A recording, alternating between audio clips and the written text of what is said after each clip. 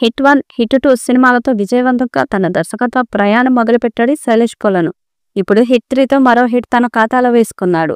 అయితే ఈ మధ్యలో చేసిన సైంధవ్ చాలా నిరుత్సాహపరిచింది. వెంకటేష్కి 75వ సినిమా ఇది. ఈ సినిమా పరాజయం శైలేష్ పరుగులకు బ్రేక్ వేసింది. అయితే త్వరలోనే వెంకీతో మరో సినిమా చేస్తానని, ఈసారి ఎలాగైనా హిట్ కొడతానని నమ్మకంతో చెప్తున్నాడు శైలేష్.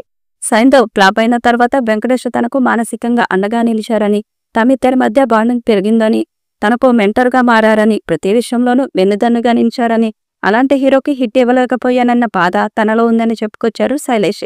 అందుకే వెంకీతో ఓ సినిమా తీసి పాత బాకీలన్నీ తీర్చుకుంటానంటున్నారాయన. హిట్ 3 ఎలాగో హిట్ అయింది కాబట్టి ఈసారి వెంకటేష్ నుంచి పిలుపు వచ్చిన సైంధవ్ కాంబో రిపీట్ అయినా ఆశ్చర్యపోవాల్సిన అవసరం లేదు.